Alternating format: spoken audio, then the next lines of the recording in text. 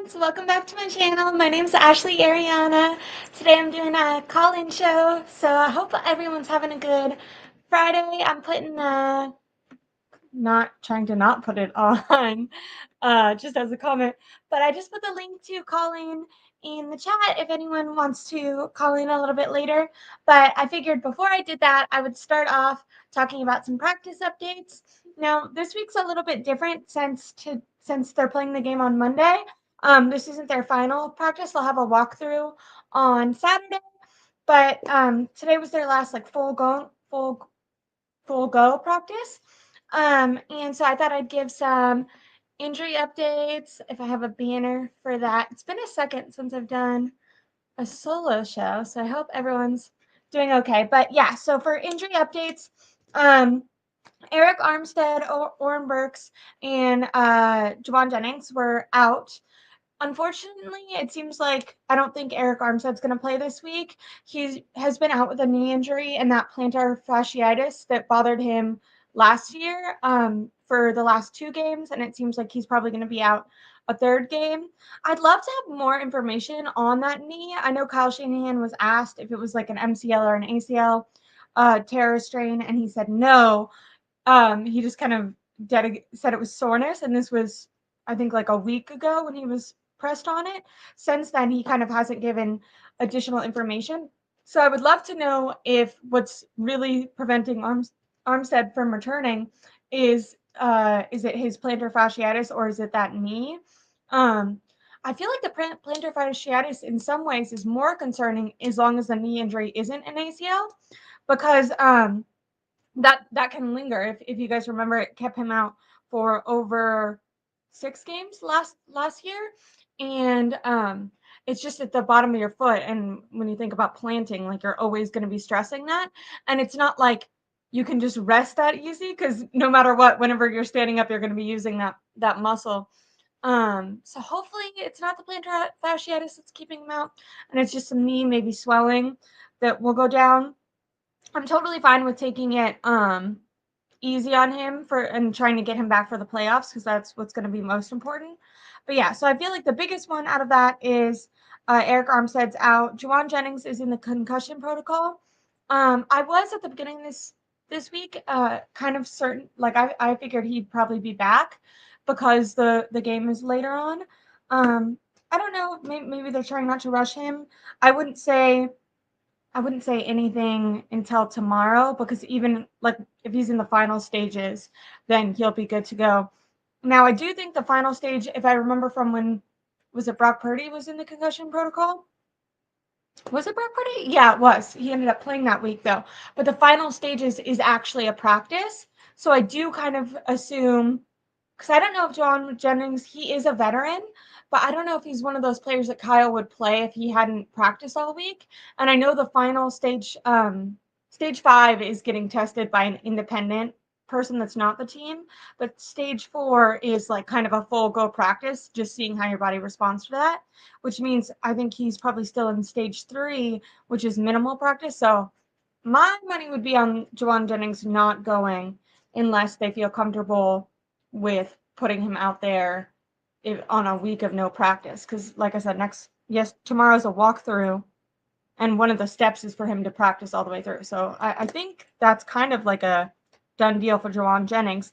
Now, the positive updates from practice is that Javon Hargrave, who suffered a hamstring injury, was practicing. Now, I'd love to hear your guys' opinions on this, but I have like a little bit of hesitation with playing Hargrave in this game. Maybe if they feel like they need to play him to win, because then they can rest him more. If they win this game, they can rest week 18. Now, I don't necessarily know if that's a smart thing to do because you don't want to. There's a difference between rest and like too much. You want to be in football shape for the playoffs, obviously, so you don't want to take too much time off. But if they win this game, they'd have that number 1 seed, and they could technically take off week 18. Now, with a hamstring injury, this is obviously like the most peewee, but compared to being in the NFL, and I'm like small, but But I ran track in college, and I had a hamstring injury one time, and I've had peers who had hamstring injuries. It was always a minimal, even if it was like a strain, it was like a minimal 3 weeks. And the problem is, if you're thinking about D line, they're like in that like Kinlaw's number one problem. What is it? It's pad level, right? They have to be like in a constant squat. Well, if you just stand in your living room right now, should I demonstrate? I don't want to demonstrate. But if you just stand in your living room right now and do a squat, like you're activating that hamstring, and like especially because you're pushing off, you're not just like sitting there. You're like running. So you need that kind of tension in your hamstring. I just feel like that's one of those muscles where like it's so easy to kind of tweak. I don't know. I would consider resting him if you felt any bit confident in Givens and Kinlaw. Now, both of those do really struggle against the run. Ravens are probably the best run team in the NFL. I mean, I think they literally are number one. But even just not statistically, just feel wise, I think that they're the best. So maybe they just feel like they need to press Hargrave to go. I wonder if it was like against the Vikings or a team where they weren't considering or weren't worried about the quarterback running, if they would give him a little bit more time. Because to me, it is risky with that hamstring. Because if you think about a 3-week injury, if he tweaks it against the Ravens game, then that can linger on into the playoffs. But hopefully it's not a big deal. I trust their doctors. If he's participating, that probably means it wasn't that big of a problem. Elijah Mitchell, who had a knee injury. I love Elijah Mitchell, but when is he not injured? I'm so sorry, man. I feel like I'm allowed to say that when I just referenced my college career. I was always injured. I always had a hamstring or a shin splint or shin fracture. So I understand Elijah Mitchell. I understand Elijah Mitchell. And I also understand everyone else who's like, dude, get it together. I'm like, I'm sorry. I don't know why this is happening. But he is always injured, but he was back participating. I hope that they don't put him above Jordan Mason in the lineup. Every time Jordan Mason gets an opportunity, he rushes for 5 to 6 yards, no matter what. Like averages just he's done really well. I feel like it's probably frustrating to Kyle Shanahan because I feel like Kyle Shanahan has tried to kind of like bury him in the depth chart, but whenever he's been forced to play him, he's played so well that it really makes Kyle Shanahan look moronic for not utilizing him more. Obviously, Christian McCaffrey's on a whole another level, but you want there to be some sort of balance and have him resting a little bit.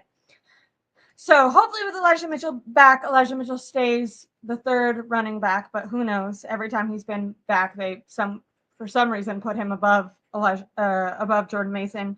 And then Cleveland Farrell ankle was practicing, so that's good. And working to the side was Ross Dwelly, which is also good. So those are the practice updates from Friday that just happened. Defensive coordinator. This guy's saying, no, you don't understand. It's both. I'm correct. It's if you're talking about Eric Armstead, it is both a foot and a knee injury. So he has that plantar fasciitis, and then he also has some knee swelling going on. But so also today, Steve Wilkes spoke. He was asked about the differences between Lamar Jackson's play style ability and the last couple quarterbacks that he's gone against.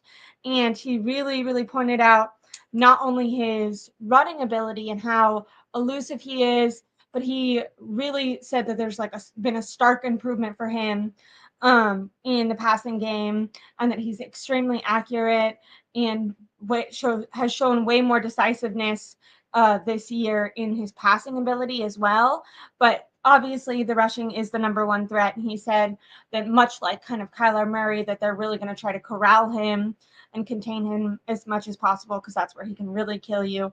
But unlike Jalen Hurts, who's kind of constantly looking for a lane to rush and kind of maybe trying to avoid throwing as much as possible, he said the one thing with Lamar is if you are corralling him and he is forced to make a pass, that he can make a really good pass. So it's going to be a challenge for that defensive line and for like Nick Bosa, who we kind of know he likes to run and sack the quarterback. So it's going to be hard for him to stay disciplined and make sure to clog up those rushing lanes so Lamar can't take off. But also, you don't want to stay back for too long, because if there is any coverage bust or anything like that, Lamar will try to find his guy. Luckily, not luckily in the way that you never want to wish injuries on anyone, but the Ravens are missing their running back and Mark Andrews, their tight end, which is Lamar's number one weapon of choice.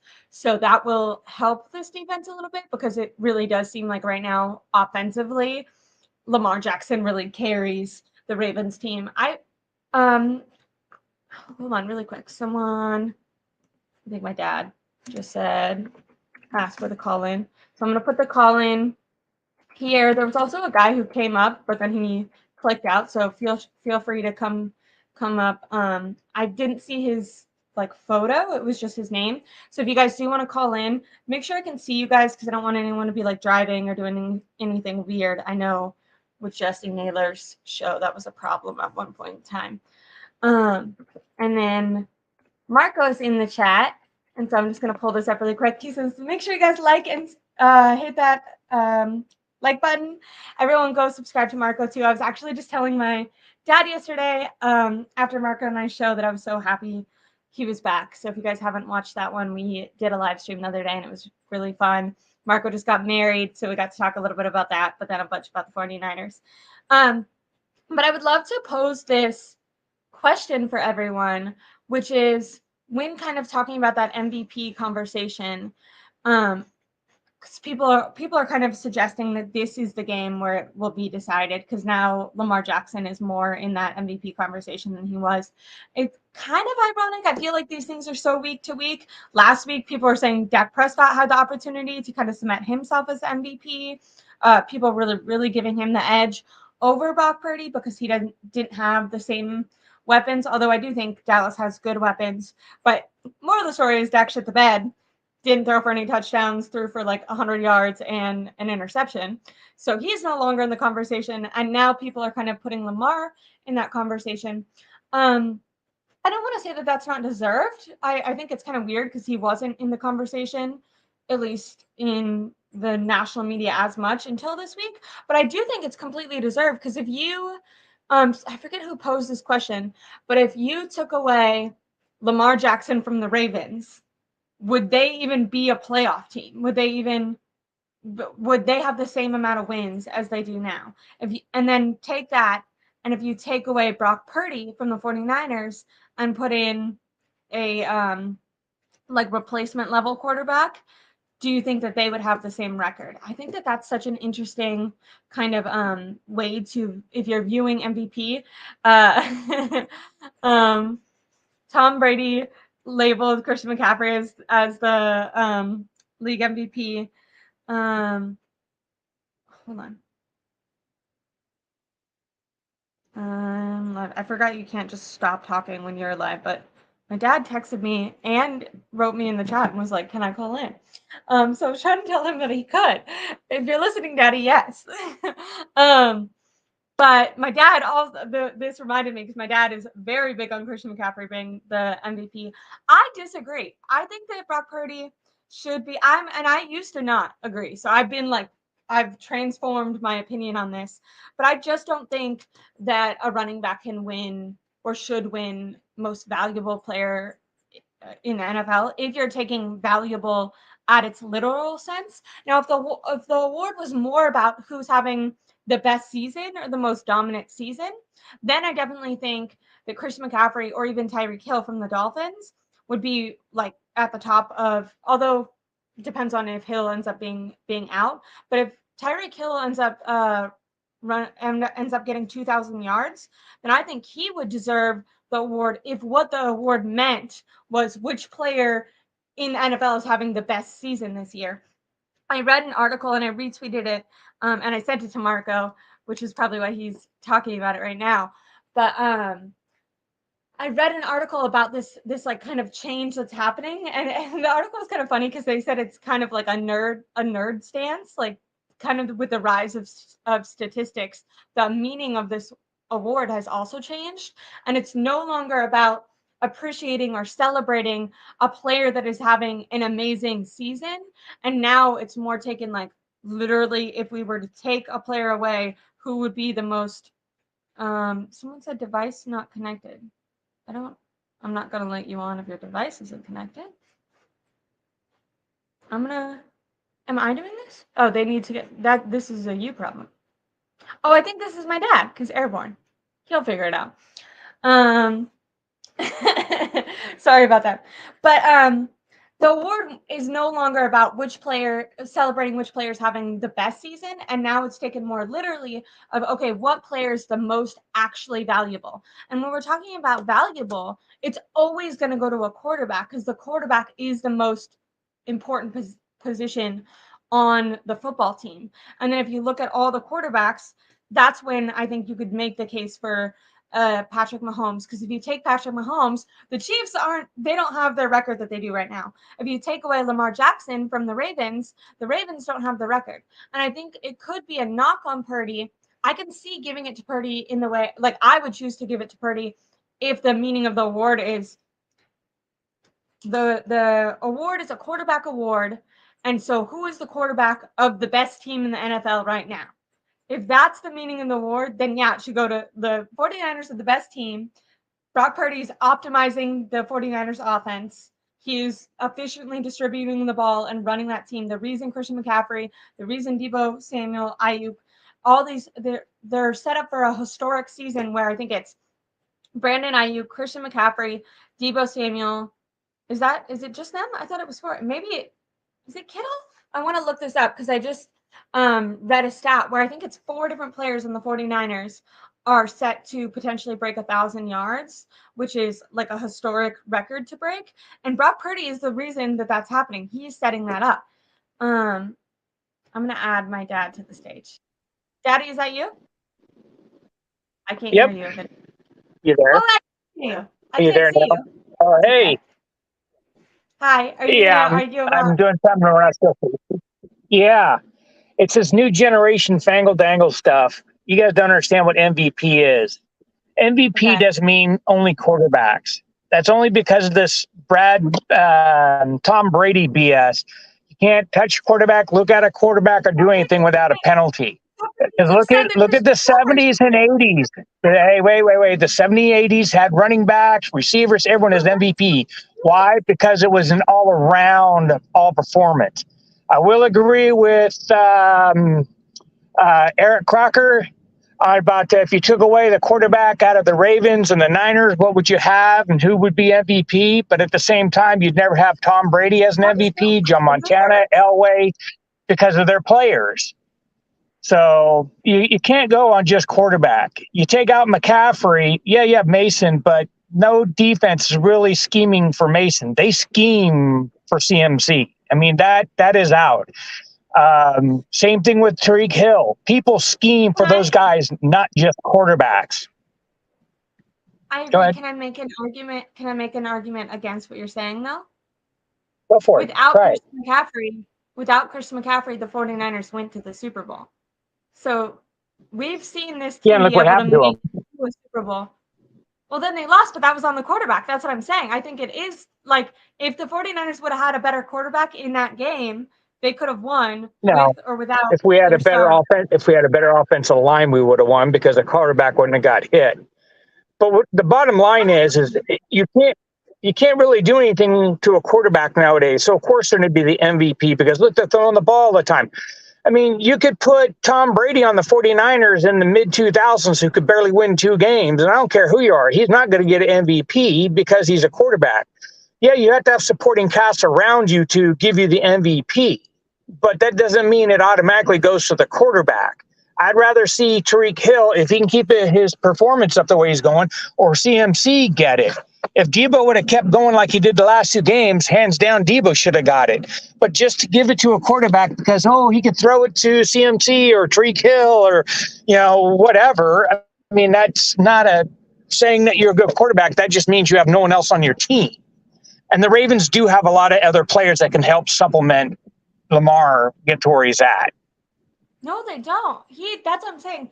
Okay, this is actually good because this is like a thing like I feel like potentially if you were going to argue against Brock Purdy for MVP versus Lamar for MVP, that even though Brock Purdy's team as a whole is doing well or doing better, not better, they have the same record, but they're projected to win. So odds makers think that the 49ers are better right now. I think Lamar is way more the reason for the Ravens' success than Brock Purdy. And I think if you were to replace both of them, who's like an average to like below average, like Jared Goff, right? He's like okay, but not the best quarterback. We can both agree on that. Is he a Okay, gentleman? we'll go with that for right now. So if you were going You to there? replace, yeah. So I'm saying if you were to Yeah. take the Ravens team and you were to replace Lamar with Jared Goff, I don't think the Ravens would Yeah. even be close. Like their record would be so much worse. Their success, Lamar is their leading rusher, their leading touchdown scorer. Like he is solely responsible for that offense's success. And they have been shaky. And I will say they have a really good defensive team or defensive side of the ball. They're much like the Browns, where it seems like their most dominant side of the ball is defense. But unlike the Browns, who don't have an efficient quarterback at offense, even when their quarterback was healthy, he wasn't playing well. Lamar is so good that he's able to keep up their offense on the few games where the defense has given up. Like, for example, in that Ravens game, and I think another game, their defense gave up over 30 points, and Lamar was able to kind of bring that offense to keep up scoring wise and have them keep winning. Where I think if you I think if Jared Goff was on the Ravens would have a way worse record. Where I think if Jared Goff was on the 49ers instead of Brock Purdy, I think potentially they'd still have the same record. Now, maybe it wouldn't look as dominant. Like, I think Brock Purdy is doing an excellent job at like he's throwing down the field, they're scoring a ton. Like maybe they wouldn't be winning by 30, 40 points, you know what I mean? Like they're scoring way. I think they've only had 2 games where they've scored in the high 20s. All their other games that they've won have been in the 30s or 40s. So maybe Jared Goff wouldn't have their offense performing like that, but I do think that they could potentially have a really good record, if not the same record with Jared Goff, where I think the Ravens, if Jared Goff had to replace Lamar Jackson on the Ravens, it wouldn't be as good. Yeah, but see, the one thing you guys keep overlooking, and it's amazing how you guys, yes, not you, but a lot of analysts who think they know everything. But it's funny how you guys will drop Brock Purdy like a rock when it's, oh well, he has everyone behind him and he has this, he has that. Well, okay, then again, when was Brock Purdy? He was the last player picked. That right there is telling you that, hey, if he was so good, like you guys say, why wasn't he picked up in the first or second, maybe third round? There's a reason why, because he wasn't that good. Yeah, he has a lot of players around him, but that shows you that he can do better than what he can. But without the supporting cast, he's just going to be another player. The Ravens are built for the way Lamar plays. You can't put a running quarterback who runs all over the place into a system like the Niners have. Kyle Shanahan wants runners and stuff, but he doesn't want a quarterback who's going to run like he wants his running backs. They run when they have to, but if they don't have to run, he'd rather see him pass or hand it off.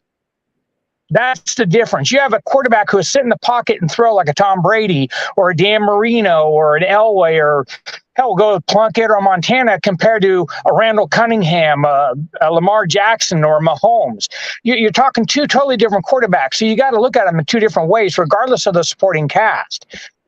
You got to look at the whole picture of, yeah, they have this, they have that, but this team's built for this. This team's built for that. This one was drafted a lot higher than that one was drafted.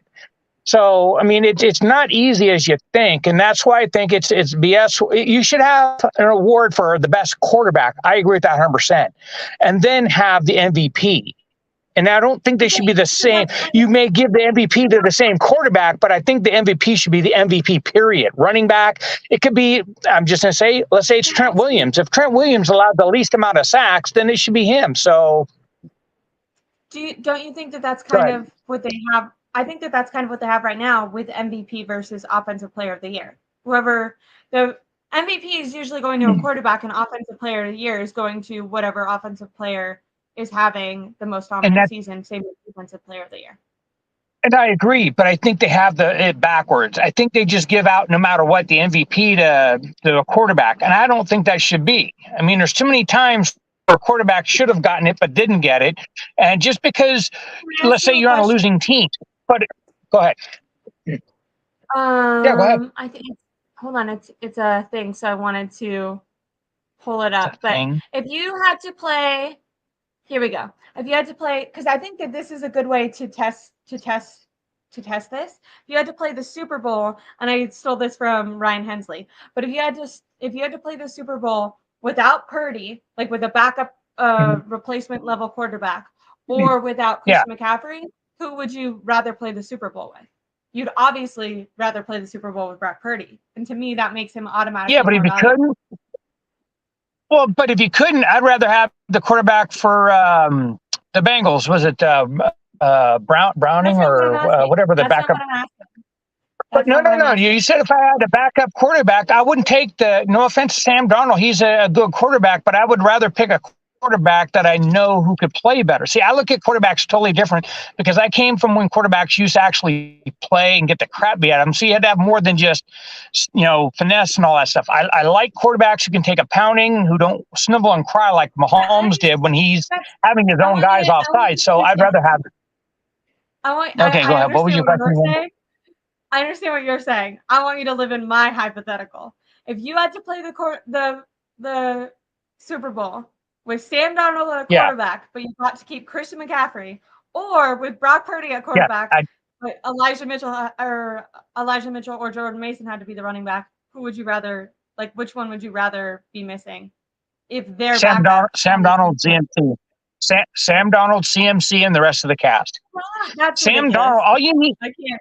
No, because Sam Donald is just like Jimmy. Jimmy G was a No, great, you're wrong. great. He's No, no, not. He's way hold worse on. than you. Great. No, he is. Let's wait a minute. Listen, as a backup quarterback, yes, he is. He can come in from time to time and do great.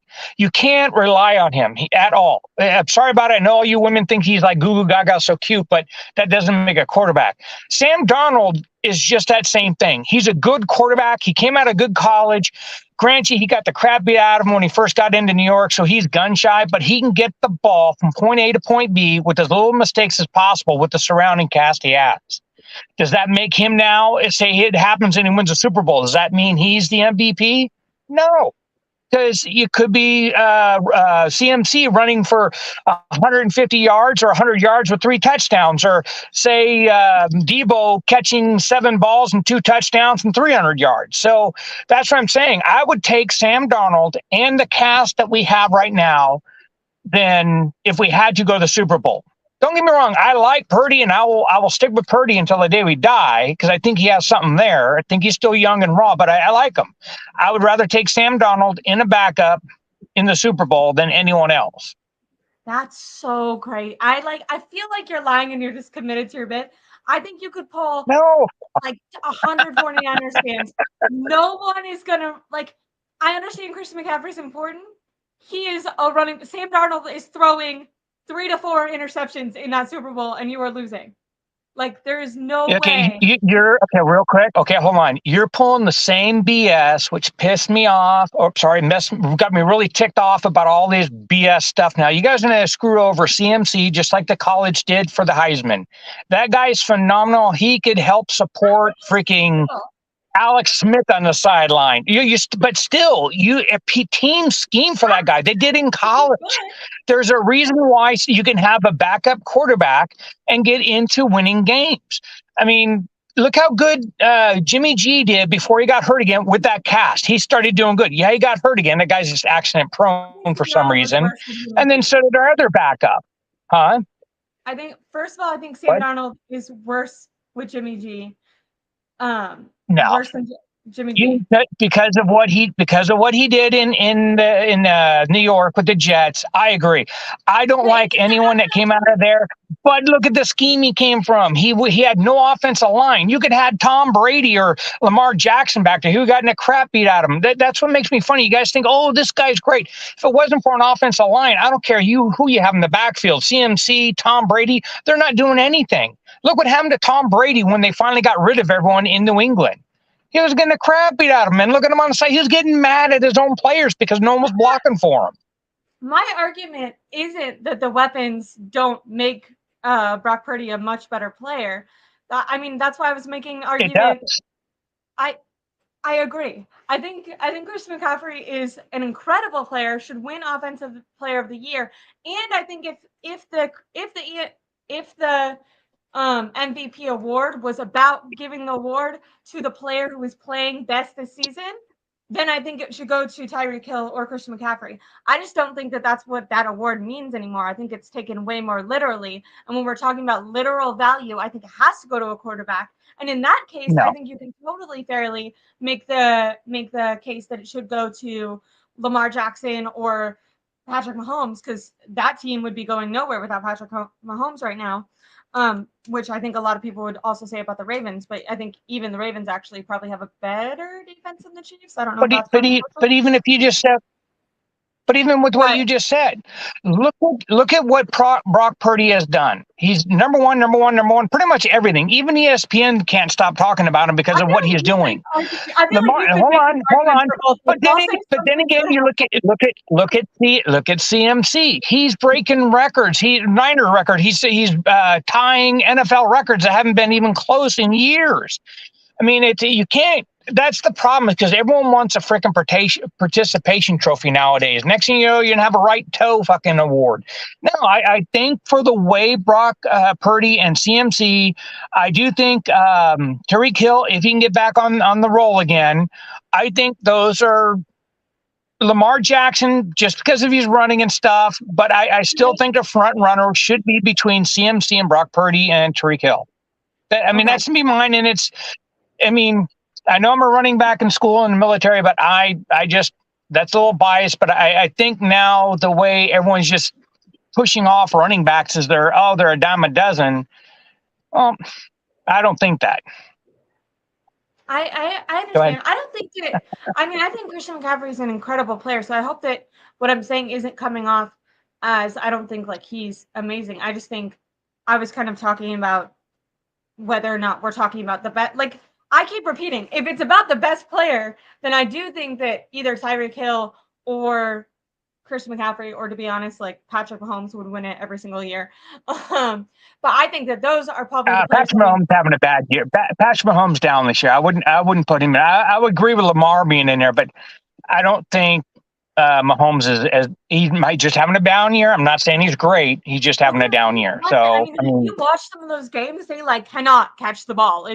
I would be so frustrated. DK Metcalf, how he's always throwing fits. If I was Patrick Mahomes, that would be me. Yes. Because I watched one of those. Well, he does. You see him the last two games, he's throwing fits. I actually like when they do that, and it's still so frustrating when I watch it. I'm like, oh my god, how can you not catch anything he's throwing you? Even his since Tyreek Hill has left the Chiefs, Travis Kelce has been the best player, and Travis Kelce is having a really down year for them too. And so when your best player, when your one of the players doing that, that's not very helpful for him. If you want to, well, then if that's the case, hold on, I got a good one for you. A couple years ago, you and I were watching a game. It was the Dallas Texans, and I feel, and you even said the same thing. We felt sorry for that running back that the Texans had. Remember, every single play, hand, run. That poor guy should have got MVP, because that guy carried any wins the Texans had that year because of him. No one else, not even the quarterback, because of him. But he didn't even get looked at. Why? Because it was on a losing team. So sometimes you got to look past just. I don't remember. He was that running back. Remember, we kept how the hell is he not out of the game right now? He's doing. I think he might be on the Cowboys or something. He got trade. He demanded a trade, which sucks because the Texans are actually doing good this year. He freaking demanded a trade the year that they finally got good with CJ Stroud. Yeah. That's But a yeah, no, hindsight. that You was really a can't pick hilarious that game. out. I would have left too, but that's what I'm saying. So sometimes it's not about just the wins or the supporting cast. It's how good that person is altogether. Yeah. That's what it was back in the 60s, 70s, and 80s. It wasn't just, oh, the guy has 7 million I yards. argue It with was everything, how good of a teammate, all that stuff. And that. Okay. I don't I think agree. some of these players are just getting bypassed. I Go agree. ahead. But I Hold your breath. kind of feel like you're making my argument for me, which is the Texans Then had right. a great running back, and they were horse crap. Chris McCaffrey had his career season on the Panthers, and they were terrible because running backs literally just don't add as much value. No matter they can be the They best. do. Like that was what Marco's in the chat, and Marco and I were discussing this last 2 days ago. That's what sucks about running backs and like why they're never going to get as much credit and why they get paid the least out of every position in the NFL is Christian McCaffrey can be the best running back out of all running backs. Like right now, he is performing. He's good in the pass game. He's good in the block game. He's good as a pure runner. He's good being elusive. He's good running downhill, straight through tackles, all that. Like he is the best running back. Brock Purdy, not the best quarterback. Yeah. Maybe some people argue top 10, top 5, whatever, but definitely not number one.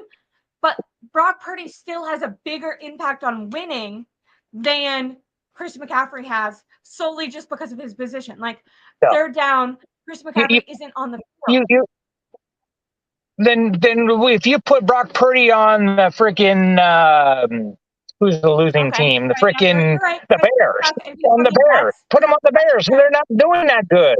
You also have to have an offensive line. Just because you're doing good here, you put them on an offensive line and I'm sorry, you interrupted me again. I'm sorry. I was listening to because you talked to me. Anyone who's listening, this is my dad. And he does you do talk to me about interrupting. But I was stretching the other day at the gym, and Colin Cowherd and Nick Wright, who are two guys who make $1 bajillion to talk, they interrupt each other all the time. So I think I actually have a skill, and you just don't know it. No, I'm just military. You wait until you're done, then you speak. No, I understand where you're coming from. I'm still not with this new generation where you can't touch a quarterback because you looked at him wrong. There's a 15-yard penalty, all this BS, protect the quarterback. And I do agree with you too that the running backs have gotten shit on the last, I'd say, 10 years. I think Zeke Elliott was the last running back who really got paid, I think. But I don't know why. And just like for the longest time, there's players that weren't getting anything until they started demanding more and seeing that they were worth more. And it's going to screw over people like CMC and some of these other good running backs because right now, I'd see for the next 10 years, running backs aren't going to get anything. Next, you're going to get one of those lifetime running backs who get paid. Jonathan Taylor did just get Doesn't paid mean that they can't. Who did? Jonathan Taylor. Yeah. I don't know if you remember that. But there's a whole thing where the owner was like, "We're not going to pay you," and he like sat out, and then they ended up paying him like all the money, and it was like, "Why did you guys not just do that earlier?" But yeah, I know, but that's what I'm saying because it's the disrespect for the running backs. I mean, you don't see it really happening with a lot of other people, but yeah, I just think it's a new time. Everyone's so happy with the quarterback. I think everyone's missing what the running backs can, and not just running backs. I mean, look at the fullbacks. They're getting. I mean, they're a dime a dozen now. If you want to say anything's actually going by the wayside, it's the fullbacks who do a lot of the heads up stuff. I mean, most of the Niner players will tell you that our fullback almost has to be really smart because he has to know where to go, what to do. So, I mean, it's just all around. I think the running backs nowadays aren't getting the fame that they used to get, like in the 70s with like Larry Zonka or Walter Payton, Barry Sanders. I mean, Roger Craig. I mean, some of these guys don't get the recognitions that those guys got like they did back in the day because it's all about quarterbacks now. I understand that. Go ahead. Okay, Daddy, I love you. I'm gonna have there's another guy who just called in, so I'm gonna have him on. Yeah. But it's all right. I gotta go to the store. Okay. Yeah. I gotta walk into the store now. Okay. Have a good time. I love you. I don't know if you can see me. 3:30 tomorrow. Got it. Love you. Bye. Hey, how do you get off this thing now? How do you get off this thing? I'll Just remove you. Love you. hang up. Okay, hang Love me you. up then. Bye. Okay, so that was my dad. As you can tell, he's very passionate about the running back position, and we disagree with it, but love him. I'm gonna have TK Chris on now. Hi, Oh, what's up? how are you doing? I'm good. How are you doing today? Good. Getting ready for the holidays? Yeah. About to drive out to see my family soon, so I'm excited to see them. Where are you from? So originally I'm from San Mateo. Okay. Quick drive away from SF, but I live in Monterey now for college. Oh heck yeah! My one of my good friends right after I went to college with her in Santa Barbara, but she's getting her PhD in Monterey right now. Oh, awesome. She's Say hi a to my spin dog. doctor. I love that. I would bring my dog in when I went on Sam Sourdust Sam from Twitter, if you know who that is, his show, and I had all my animals come in, but right now my door is shut. But how are you? How do you think this game's gonna go on Monday? What are you predicting? I'm really excited for this game. I think most people I know are a lot more nervous than I am. I'm feeling fairly confident. I think for one reason only. I've done some research and looked in what Ravens fans feel about their team, and one of the main things that I've seen that they're upset with is that the Ravens are really struggling to get pressure without blitzing. When they're bringing a simple four-man look, they're not quite as successful, and I think that's what Ravens defenses have really done well in the past few years in general is blitzing. Yeah. As we know, Brock Purdy's one of the best quarterbacks in the league when you blitz him. He's surgical with, okay, you send a blitz from the right, even if you disguise it, I'm immediately looking there. I know one of my amazing weapons is going to get open. I did hear that. I heard that the Ravens were actually pretty good at lining up in something, disguising it, and then showing something else post snap. But I know Brock Purdy, people have given him praise for being able to do pretty well against that, like diagnosing pretty fast. Mm-hmm. But I wasn't sure if that was something to be nervous about. Just hearing that he could have to face a little bit more of those looks that he's not seeing pre snap. It depends who you ask. I mean, from what I've seen, that just seems to be like when they're lining up their four men and let them rush the quarterback, they're not quite as successful as when they really bring in those disguised looks, and they're really good at it considering the personnel they have. Their linebackers and safeties can match up on almost anybody. So when they I was throw going to in ask you, do you have do you prefer the 49ers long linebackers to the Ravens? Because I think maybe this is the first time they're reaching, maybe not just as good as them, but definitely an equal match, in my opinion. So a little bit older. I haven't been watching Patrick Queen as much this year, so maybe I'm a little off on it, but I think he's slightly overrated. Okay. I don't think I like that. I don't think he's quite like Dre Greenlaw, roughly a top 10 linebacker. Probably finds himself somewhere in that top 10. I don't think Patrick Queen finds himself in that argument. So looking at that, when you have the number one linebacker and a top 10 one versus the number two and probably somewhere between that 10 to 15 range, it's hard to argue that the Ravens have a better linebacker core. I also think that the 49ers linebacker. Hamilton is going to give Brock Purdy any picks? Are you expecting him to get any interceptions or anything? Kyle Hamilton's been good. I feel like he had a lot of draft hype, and then everyone thought he ran really slow, so everyone got kind of down on him. But I feel like he's had a quietly really good season this year. Yeah, he's. I was one of the guys who was like, oh yeah, that speed's really going to hamper him at the next level. But the 49ers, or not the Ravens have really found a way to use him as a match. I don't really know how they do it, but as a matchup dependent weapon where he's erasing a guy from the other team. Usually it's a tight end. Maybe the other team has a really shifty slot wide receiver. But do you think he'll be on Brandon Ayuk or no? I'm thinking they're going to try and use him as just take George Kittle out of the game, completely eliminate this one weapon. Okay. That makes sense. Just take one guy out, no matter what. And allow the linebackers to free roam a little bit, try and find where CMC is. Patrick Queen may not be the best cover guy, but he's fast. And he can find, if he finds where he's going, he can really start to put on some coverage on CMC, maybe not cover CMC, but at least get to a spot where he can limit yards after the catch. So I think my guess is they're going to try and line him up and mainly use him to get rid of George Kittle, but I'm not a DC, so I don't know if that's the best way to do it. I completely agree. Now, how do you feel about this 49ers offense potentially? It seems like without Eric Armstead and maybe Javon Hargrave will go, maybe not.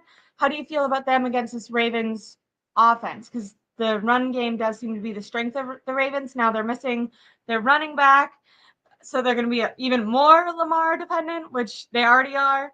How do you feel like it'll be a higher scoring game or a lower scoring game for both teams? And do you feel like it's going to be a close game? Because you said that you're not really like as concerned as your friends are, but are you still expecting it to be competitive, or do you really believe like the Niners are just going to blow them out type of thing? I'm expecting a competitive game. I think I'm pretty sure the 49ers will come out on top, but I'm still expecting it to be a close game. The Ravens don't really get blown out, especially ever since they've had Lamar Jackson. It's very rare that they get blown out.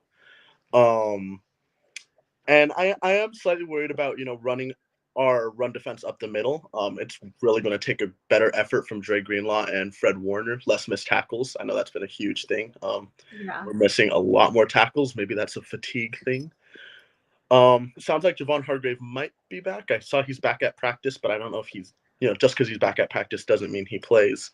And what worries me is that the strength of the Ravens O-line is up the middle. They've been having some tackle issues. I heard this has been Ronnie Staley's like worst year. So you prefer to have some edge problems, but if we're having defensive tackle issues, that really could be somewhere where the Ravens look to exploit. I completely agree. If you had to do you have a score prediction for what you think about? I'm thinking 31-24. I think we finally see another Jake Moody field goal attempt. 31-24. Okay, I like that. I like that. Do you think we're gonna have any? Someone was saying that they thought Justin Tucker was having a down year. Oh, there you are. I was just saying someone said that they thought Justin Tucker was having a down year. He's missed a couple more kicks than Jake Moody this year. Now, I think 2 of those were like more than 60-yarders. So I think it just might have a little bit more to do with the Ravens' confidence in putting him out there in situations that are more iffy.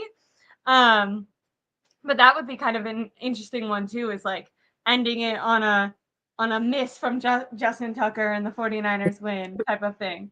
That would be great. Really quick, I'd love to ask you, I was kind of asking this to the last caller, but do you have an opinion on if you were to replace say you're using Jared Goff as just like a middle, not very good, not the best, or not like terrible, but not good. Like he's an average quarterback that's doing semi-well, but not the best. If you were to replace Lamar Jackson with Jared Goff, do you think that the Ravens would still have the record that they have today? And No. Same thing with the 49ers with Brock Purdy. So I think that that's an interesting way to look at the MVP if you're thinking about like it in a more literal sense of value. When you're considering like what player might be adding wins to their team. I think both teams would have a lower record. Okay, I like this. I don't. And even if it's a similar record for the 49ers, I don't think we have these statement blowout games versus Dallas or the Eagles. Because a lot of the reason we got that was Purdy was just being surgical. He did not make a wrong read. It felt like almost the entire game for both games. I think that's one of Purdy's greatest strengths is his processing ability and his ability to diagnose the defense, get it to the place it needs to go within seconds. Look how fast his time to throw is and stuff like that.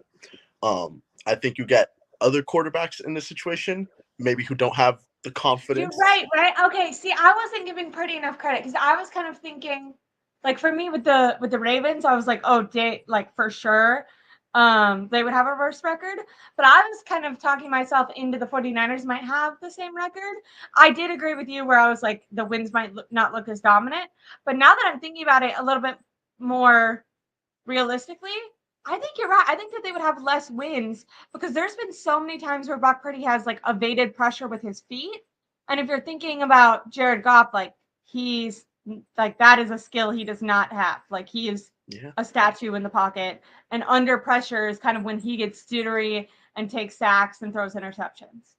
Yeah, I don't think people give Brock the credit for how good he's been with the subpar O-line.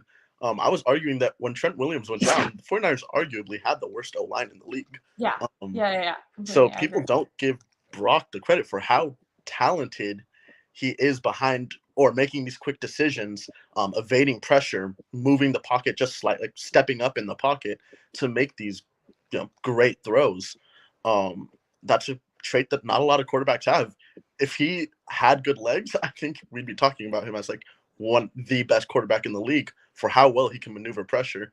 Fortunately, he's just not as fast as a guy like Lamar, but he's It really is kind special of in the funny. Like pocket. I feel like his skill set, for whatever reason, because I think maybe because he makes it look so easy, it's not appreciated as much. Mm-hmm. Like you're just kind of like, oh, like yeah, he just scrambled to the right and like made a throw, not a big deal. And you're like, okay, well, a normal quarterback takes a sack right there because like it's been, almost not even 2 seconds and he already has a guy in his face. And the only reason he was able to like move the chains, even though maybe it wasn't like a huge down the field throw, although Kyle Shanahan was on KNBR today and was like laughing and said that he felt like Brock Purdy could throw down the field and he had no problem calling it for that. And that he liked Brock Purdy's decision making in game to like always go for a deeper throw, which I thought was an interesting thing for him to say because I feel like that's something that people might not credit Brock Purdy for. But even if you're talking about those shorter throws, they are impressive when you consider that they're coming behind this offensive line. Yeah. Like they always say the fastest way to get to the quarterback is right through the middle. And I think we saw in the last game the play where Jake Brendel gets blown up, immediate pressure in his face, and Brock Purdy evades to the left. That's not something a lot of quarterbacks can do. A lot like Jimmy G, he's falling down right there. A lot of quarterbacks just fall on their butt right there. But that's what I saw when I came up with the Jared Goff analogy. Is I had seen someone say like if Jimmy Garoppolo was on this 49ers team that they would probably have the same record as they do now, the wins just wouldn't look as dominant. And I feel like you've convinced me, but not in like a persuading way and just like you made a really good argument. I think that that's wrong. I think if Jimmy Garoppolo was the quarterback, that they wouldn't have as many wins. Now, maybe they would still have like 10 wins or something. I'm not saying they would be terrible, but I think Brock Purdy should be, credited for some of the 49ers success in these wins because even though it's not all been on him, his efficiency has helped this team so much. yeah. Like every quarterback can make some dump off passes, some throws down the field, whatever. But the fact that he does it every single play, like he's always making the right decision, is what's most impressive about him, I think. It's like it's not rare. It's like every time you get the ball, you expect that, or the 49ers get the ball, you expect Brock Purdy to make a positive play and you expect them to score. They've scored more touchdowns than they have kicked punts. Mm-hmm. That's an insane stat. It's so insane. And I don't, before the season, I told everyone, like, I don't even think Brock Purdy's a top 10 quarterback in the NFC. I was one of Brock Purdy's biggest haters, but his play has completely changed my mind this year. He's been special. So I'm fully on the... I think that's an important distinction, too. I think there's some people that kind of try to argue he's played like this since the time that he's entered the league. And even Brock Purdy himself agreed in one of his interviews that he did with the press that he's been throwing it down the field more than he ever has and stuff. So he really has improved. And I think it made sense for people to be wary of that because he was coming out, like you saw the way he played, which was not terrible, but wasn't, to me, this top 5 level of play. And then, so he's playing like, average, in my opinion, last year, maybe a little bit above average, but then he breaks his elbow. Like, I think it's like a normal conclusion for people to be like, oh yeah, he's probably not going to be, statistically the best quarterback in the NFL next year. Like, I don't know. I feel like you did predict that. That's kind of crazy, Yeah. I think about there was a throw, I think in the game versus the Buccaneers last year, he throws it deep to Ayuk down the left, and it's underthrown pretty badly. Ayuk still makes the catch and gets the touchdown off it.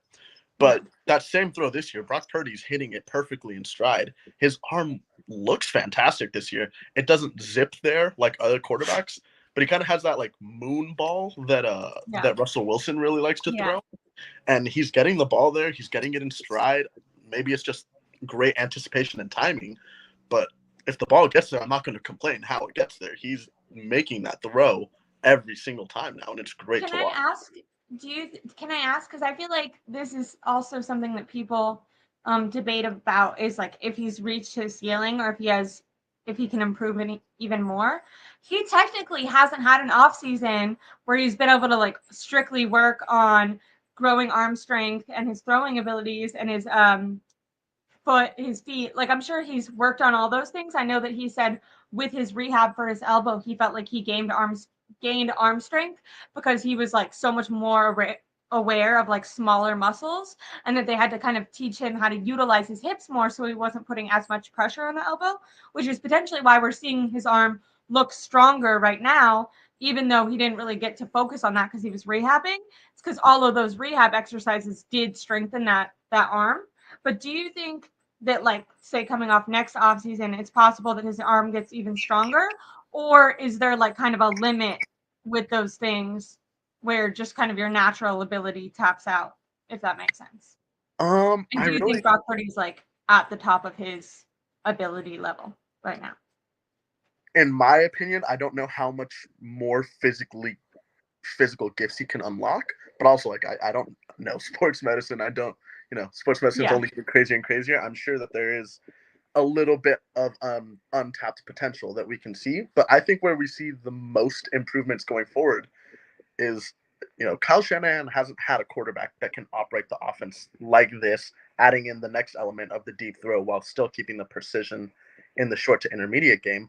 I think we might see even more development in Kyle Shanahan's system, where he has a full offseason drop plays of, okay, I have a quarterback who can do everything I ask him to.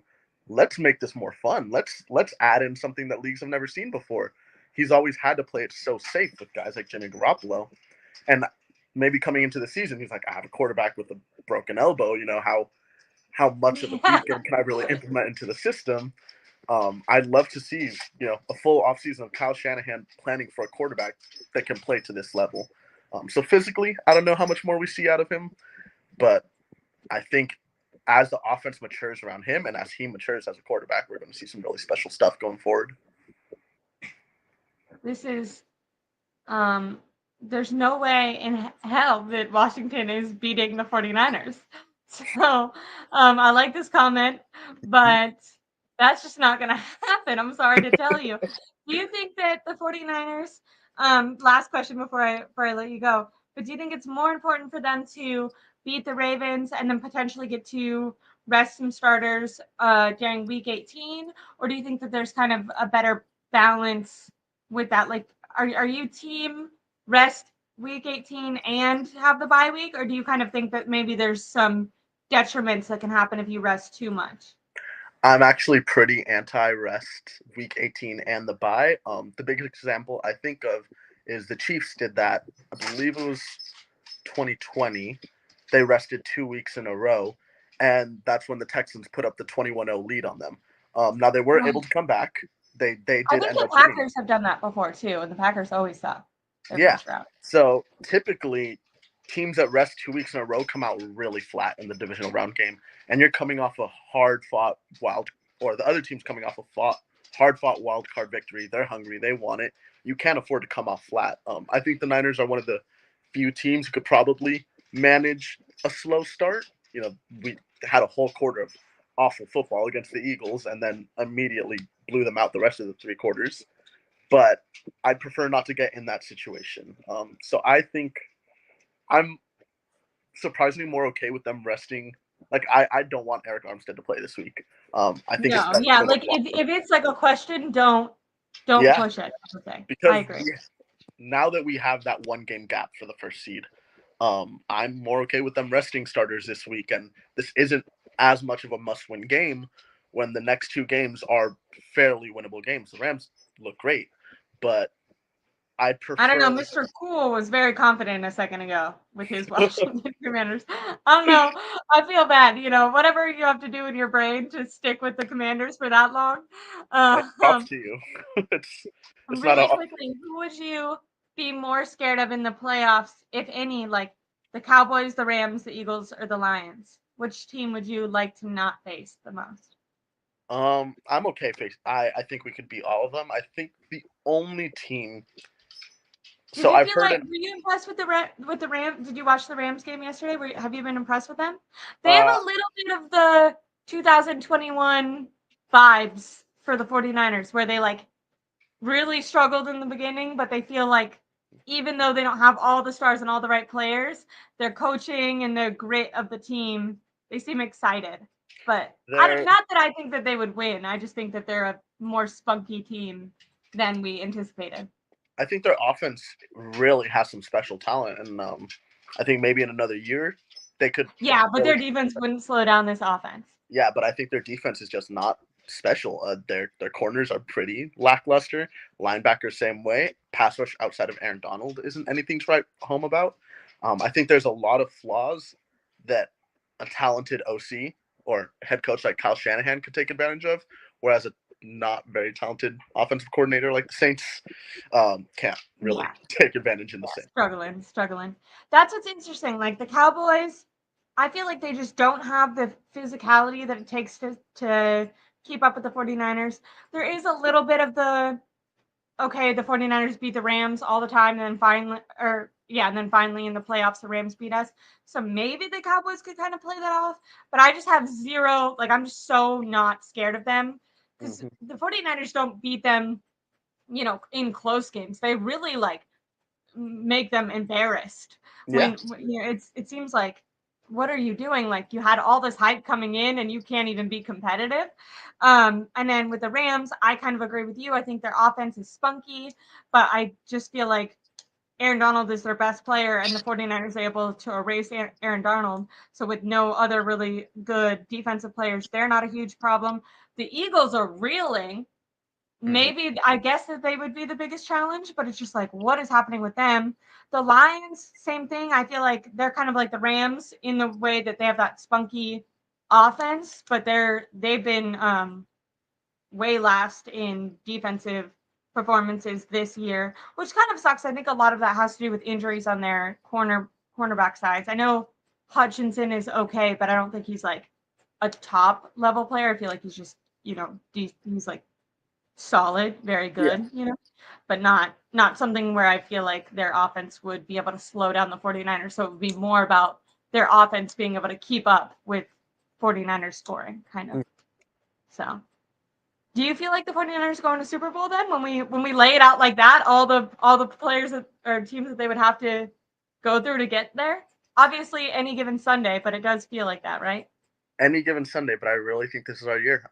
I started watching the 49ers in 2010, so I've seen so many NFC Championship losses and Super Bowl losses, and I'm so excited. This is the most excited I've been for the playoffs, where I really think that there's no one in the NFC who can truly stop the Niners unless the Niners beat themselves.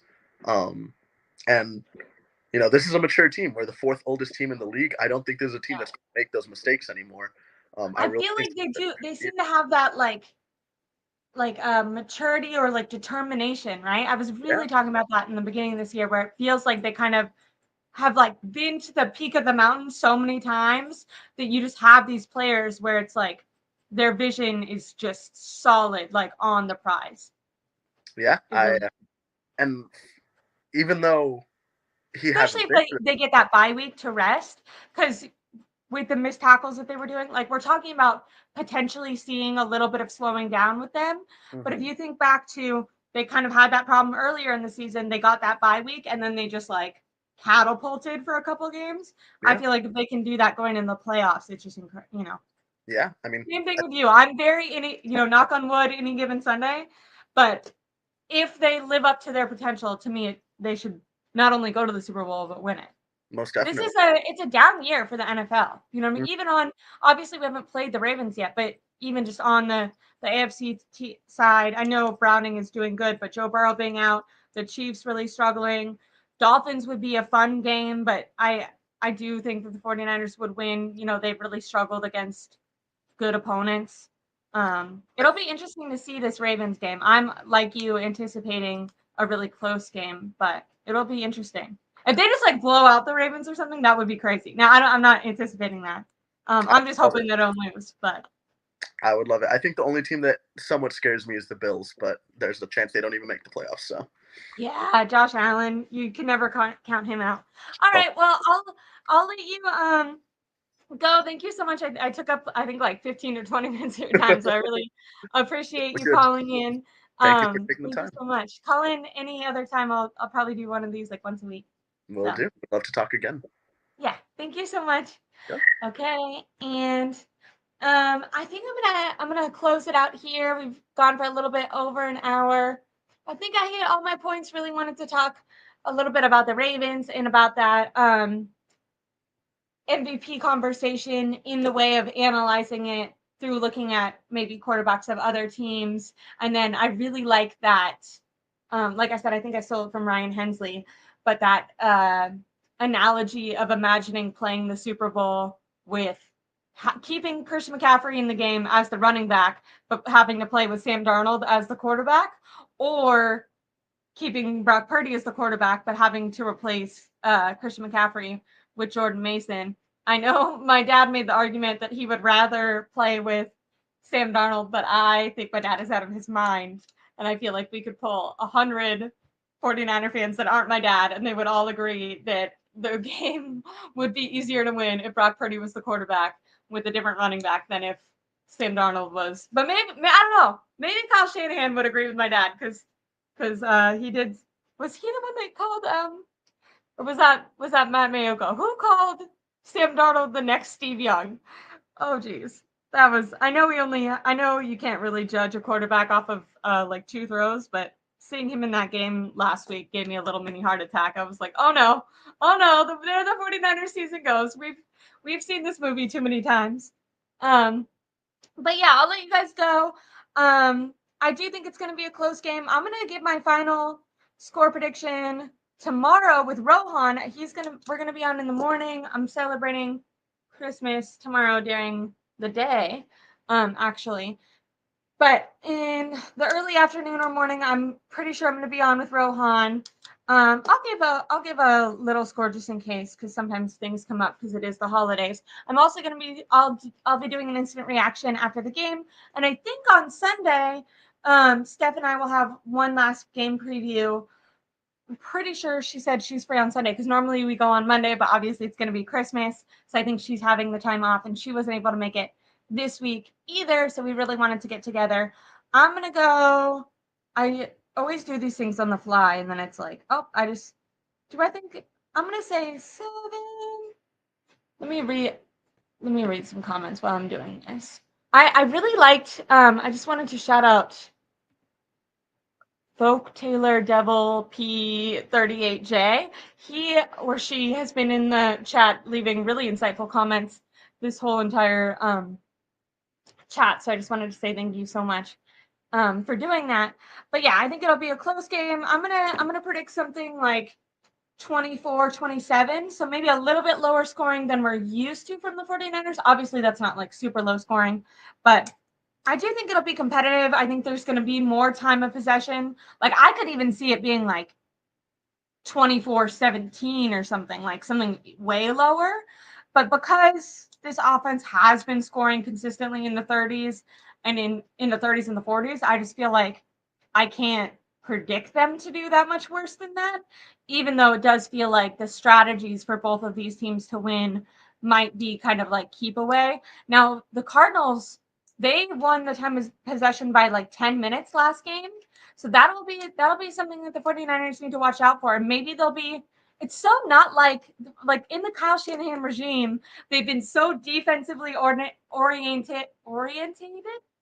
Don't worry, I'll learn how to speak a different time.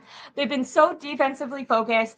They've been so run game focused. You kind of don't think of them as this quick scoring offense, but really that's the team that they have been recently, which is, I think, great because I think you need that.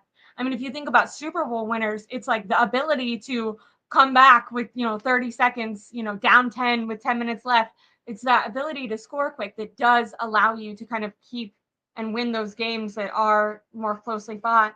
So maybe it'll be higher scoring. Like I said, I'm going to go 27-24 49ers. I could see it being way higher than that. I could see it being 24-17 Ravens. So I just gave like 3 predictions, but the one that I'm going to stick to is 27-24 49ers. If I change that on my show tomorrow with Rohan or on Sunday with Steph, don't hold me to it because I'm known for changing my answers all the time. But I'm really glad that I'm really thankful for everyone who called in and everyone who commented in the chat. Everyone, please go subscribe to Marco Clutchstein Sports. He was in the comment section, and he and I did our show together 2 days ago. He just got married, so everyone say congratulations. Like and subscribe to my YouTube channel. I'm like, I think 300 watch hours away from being able to get super chats and stuff. So that's kind of a goal of mine. I was hoping to hit it before my birthday, which is on January 8th. I don't know if that's possible, but I'm just going to say it is. I think it's nice to, even if you miss it, right? Shoot for the moon and then you land upon the stars type of thing. So everyone have a really good, it's Friday, right? Friday night? Oh my goodness. Yeah. Week has been flown by. For some reason, I kept feeling like 2 days ago, I was like, oh, it's Monday. And then I was like, no, it's not. But I hope everyone has a wonderful holiday. If you guys can't join me for tomorrow or Sunday or Monday or any of it, hope you guys like and subscribe. Tune in when you can, but also enjoy your family. Have lots of cookies. I know I'm making a lot of treats. So thank you guys so much for joining me. I really appreciate it.